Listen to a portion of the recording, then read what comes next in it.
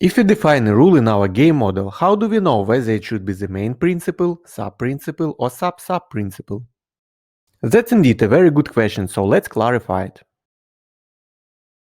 If we take a look at the organization of the game model's principles, then main principles usually correspond to team's behavior, sub-principles to group behavior, and sub-sub-principles to individual behavior. An example of main principles includes aggressive pressing when losing possession, because here all players need to apply pressing no matter what is their position. Another example would be avoiding delays during set plays. Here again, every player has to conform to this rule. Carrying out high-speed counterattacks is another example of the main principles, because it also involves every player. An example of group behavior would be the offside trap tactics that involves just defensive players. In tactical periodization terms, this behavior is often called group sectorial behavior, because it only involves players from one sector. Another example might be a special tactical 1-2 pass between forward and winger, which represents an intersectorial behavior since it involves both attacking and midfield players. An example of individual tactics would be the requirement for a winger to stay out wide during the attacking phase and perform more long-distance shots. This type of individual behavior perfectly corresponds to sub-sub principles. Okay, let us now consider a typical tactical periodization training week. As you remember, for a normal 1 game per week training week with a match being played on Sunday, the highest training load falls on the middle of the week. This period corresponds to the learning of the game model, with Wednesday being the medium learning day, Friday the lowest and Thursday the highest learning days. Monday is usually a day off, while Tuesday and Saturday are recovery and activation days accordingly. Okay, let's now take a look at a more detailed timetable. As you see, on Tuesday we have one football-specific recovery practice in the morning and one theoretical session in the afternoon. On Wednesday and Friday we provide players with gym sessions to develop strengths and power abilities. But let's now consider how to design a particular football session according to the tactical periodization approach. Here you can see a table with general tactical periodization recommendations of how to design a training session according to the day of the week. Let's first start with Tuesday. It is the recovery day where we work on improvements from the last match and also some sub-principles.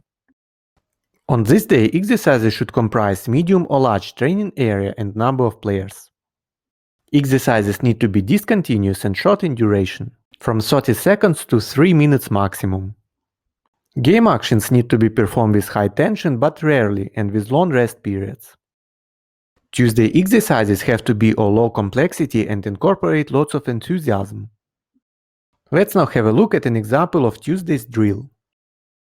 In this exercise, Reds try to prevent Blues from scoring on one of 3 mini-goals as shown in the figure. Blues build up from behind in Zone A before reaching Zone B.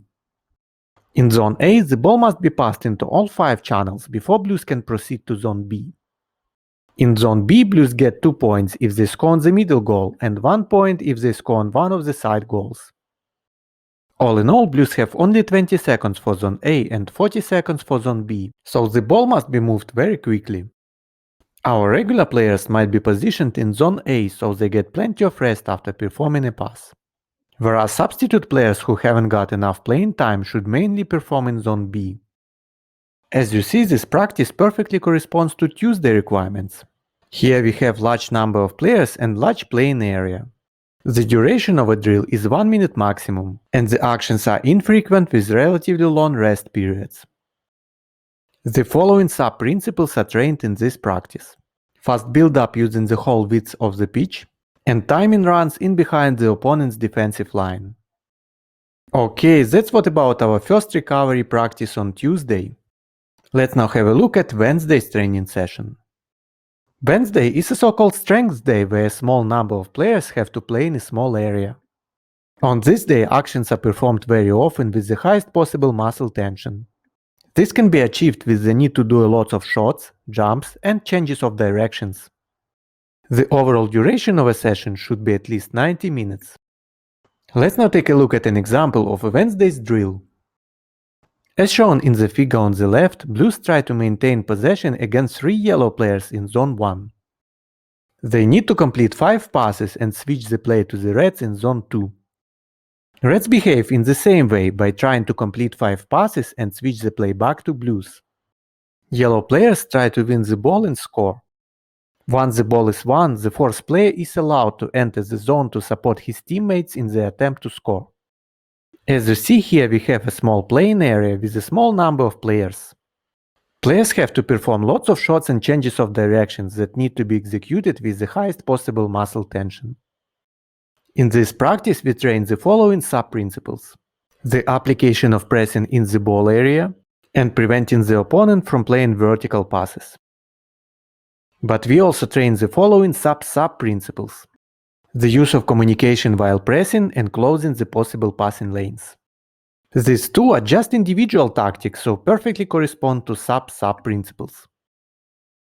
Okay, let's now take a look at Thursday, which is a central day for training the main principles of our game model. On this day, we need to play with a large squad on a large playing area. Drill's duration should be essentially longer than on all other days. It is a game-like day with lots of interactions between many players. Let's now take a look at an example of Thursday's drill. In this example, two teams play 8 aside with the objective to score on one of 3 goals, as shown on the left. Scoring in one of the mini goals will provide a team with 1 point, whereas scoring in the middle goal is rewarded with 2 points. As you see, this is a perfect game-like day where we work on prioritizing both attacking and protecting the middle, which constitute our main principles. We won't consider examples for Friday and Saturday, but I think you've got an idea of how to design your daily sessions according to the tactical periodization approach. That's all for now, stay tuned and thanks for watching!